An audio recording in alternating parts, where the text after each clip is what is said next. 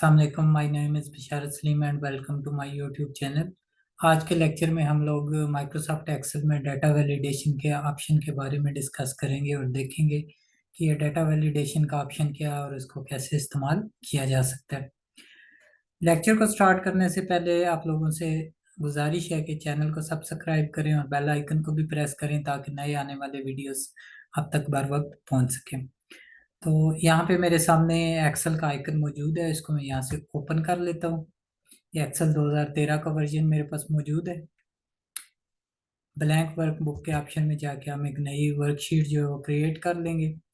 यहाँ पे एक्सेल के अंदर जैसा कि हम ऑलरेडी बात कर चुके हैं, डिफरेंट सेल्स मौजूद होते हैं। ये सेल्स हैं, इन सेल्स के अंदर हम किसी भी किस्म का डाटा जो है एंटर कर सकते हैं। यहाँ पे एक बात समझना बहुत ज़रूरी है कि डाटा डिफरेंट टाइप्स का हो सकता है। फॉर एग्जांपल डाटा न्यूमेरिकल भी हो सकता है, डाटा अल्फ़ाबेटिक भी हो सकता है, और व्हाट्सएवर वो इसमें पिक्टोरियल फॉर्म में भी हो सकता है और ग्राफिकल फॉर्म में भी हो सकता है। तो आप इन सेल्स के अंदर किसी भी किस्म का डाटा जो है वो एंटर कर सकते हैं। नॉर्मली हम हमारे ऊपर किसी किस्म की कोई रिस्ट्रिक्शन नहीं होती, लेकिन जो डाटा वैलिडेशन का ऑप्शन है उसमें आमतौर पे हम कुछ ना कुछ रिस्ट्रिक्शन अपने डाटा के ऊपर अप्लाई कर देते हैं। उसका फ़ायदा हमें ये होता है कि समटाइम्स हमने कोई स्पेसिफिक फिगर एंटर करना होता है अपने डाटा में, तो हम उस स्पेसिफिक फिगर की बजाय कोई और फिगर अगर ऐड कर दें तो वो हमारा डाटा ख़राब हो जाता है और समटाइम्स हमें बहुत बड़े नुकसान का भी सामना करना पड़ता है। फॉर एग्जांपल आप किसी कंपनी में या बैंक में किसी ऐसे इदारे में एम्प्लॉय हैं जहाँ पे पैसों का लेन देन होता है और आपने पैसों का रिकॉर्ड या कोई हिसाब किताब बनाना है। लेट्स सपोज के आपने कहीं पे एक अमाउंट लिखनी थी 15,000 रुपये, जैसे मैंने यहाँ पे लिखा, लेकिन जब आप टाइप कर रहे थे तो गलती से आपने एक ज़ीरो ज़्यादा एंटर कर दिया, तो ये रकम जो है 15,000 से बढ़ के 1.5 लाख रुपए हो जाएगी। फॉर एग्जाम्पल ये आपने किसी को पेमेंट की थी, उसका रिकॉर्ड था, या आपने किसी से पेमेंट लेनी थी, उसका रिकॉर्ड था, तो वो 15,000 से बढ़ के रकम जो है 1.5 लाख हो गई। तो इससे होगा क्या कि आपका रिकॉर्ड खराब हो जाएगा और आपके जो मामलात हैं लेन देन के वो भी डिस्टर्ब होंगे। अब इस तरह की सिचुएशन से बचने के लिए, या फिर फॉर एग्जांपल आप एक रिजल्ट कार्ड क्रिएट कर रहे हैं, आपके टोटल मार्क्स हैं 150 या 100 या सपोज ये 200 है, आपने गलती से जब आप टाइप कर रहे थे तो टाइप करते हुए आपने 2 से पहले 1 ऐड कर दिया, ये आपसे टाइपिंग मिस्टेक हो गई, तो आपके टोटल मार्क्स चेंज होने से आपका जो रिजल्ट है स्टूडेंट का वो सारा खराब हो जाएगा। परसेंटेज भी, उसके रिमार्क्स भी, उसके ग्रेड भी, हर चीज़ आपकी चेंज हो जाएगी। तो इससे आपका जो डाटा है वो ख़राब होने का चांस होता है। तो हम इस तरह के डाटा में फिर अमूमन क्या करते हैं, उसके ऊपर रिस्ट्रिक्शंस अप्लाई कर देते हैं। रिस्ट्रिक्शंस कैसे अप्लाई की जाती हैं कि आपने अपने मतलूबा सेल्स को सिलेक्ट करना है जिनके ऊपर आपने रिस्ट्रिक्शंस अप्लाई करनी है। जैसे यहाँ पे मैंने ये सेल्स को सिलेक्ट कर लिया, इसके बाद डाटा के अंदर जाएंगे, यहाँ पे डाटा टैब है, डाटा टैब के अंदर हमारे पास यहाँ पे डाटा वैलिडेशन का ऑप्शन है।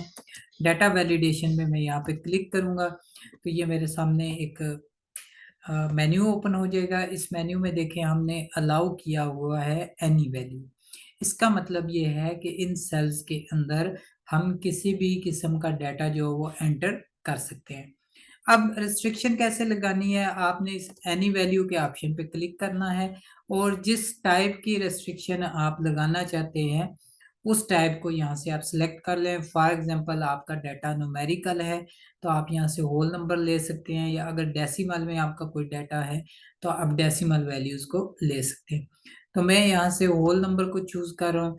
जैसे ही मैंने होल नंबर पे क्लिक किया तो यहाँ पे मजीद कुछ ऑप्शन शो हो गए हैं। फॉर एग्जांपल आपका डाटा ऐसा है जो एक स्पेसिफिक रेंज के अंदर होना चाहिए, तो आप कर लेंगे बिटवीन का ऑप्शन चूज। अगर आपने कोई मखसूस डाटा लिखना है कि जो सिर्फ एक ही फिगर होगा, उस फिगर के अलावा वो डाटा चेंज नहीं हो सकता, तो फिर आप क्या करेंगे, इक्वल टू कर लेंगे। इक्वल टू के बाद आप यहाँ पे वो वैल्यू लिखेंगे जिस वैल्यू के अलावा आप कोई दूसरी वैल्यू एंटर नहीं करना चाहते।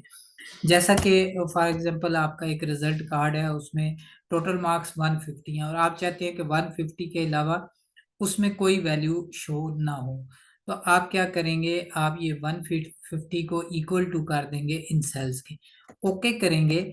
उसके बाद आप देखें इन सेल्स में कहीं पे आप फॉर एग्जांपल 150 के अलावा कोई और फिगर प्रेस कर देते हैं, जैसे मैंने अभी 140 लिखा।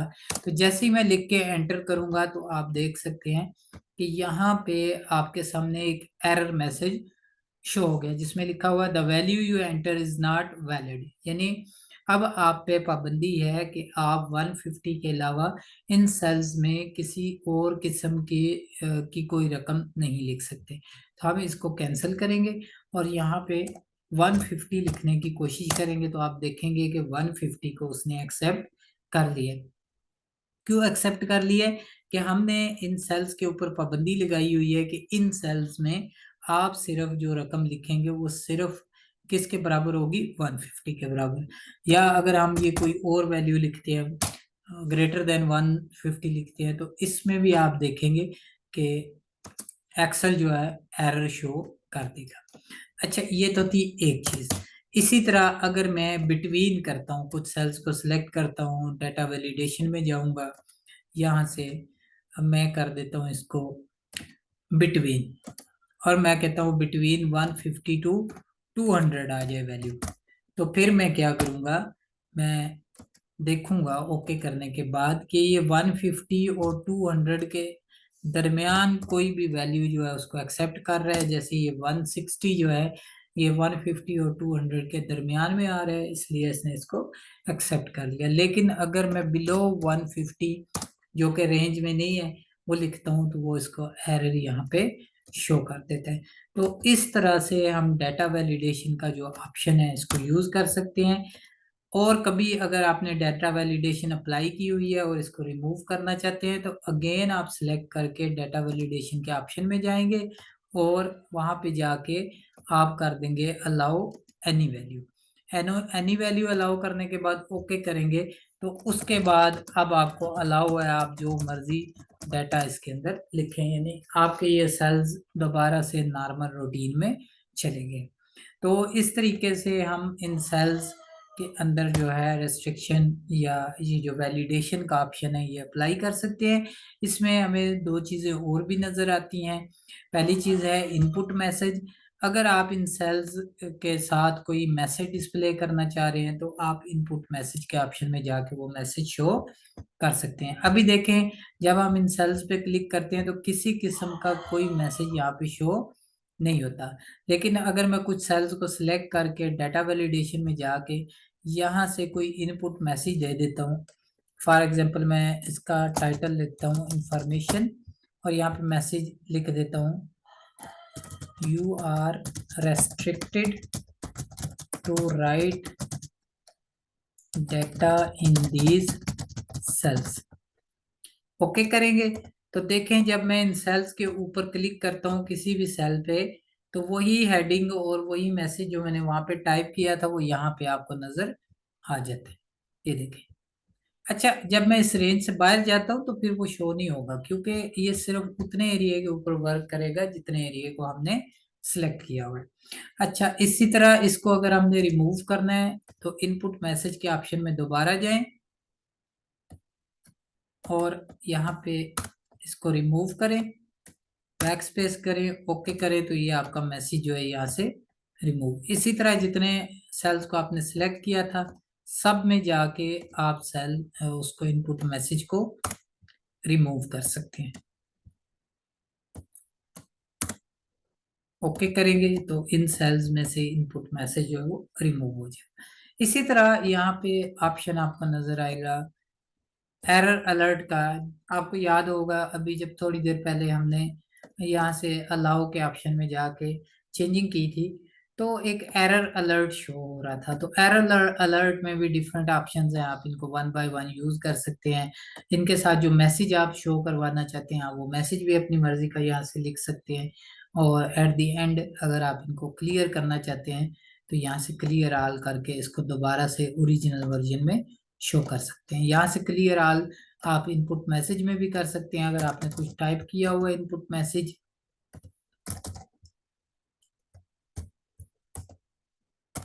तो इसको क्लियर ऑल करके यहाँ से आप रिमूव भी कर सकते हैं। तो ये था हमारा आज का टॉपिक जो कि हमने यहाँ पे अंडरस्टैंड करने की कोशिश की। ऑप्शन का नाम है डाटा वैलिडेशन, और ये आपको एक्सेल में डाटा टैब के अंदर यहाँ पे नज़र आ जाएगा। इस पे क्लिक करके आप इजीली किसी भी सेल के ऊपर किसी भी किस्म की रेस्ट्रिक्शन अगर आप अप्लाई करना चाहें तो अप्लाई कर सकते हैं। होप सो कि आज का वीडियो आप लोगों ने अंडरस्टैंड किया होगा। अपनी राय का इजहार कमेंट सेक्शन में ज़रूर किया करें। मुझे दुआओं में याद रखिएगा। अल्लाह हाफिज़।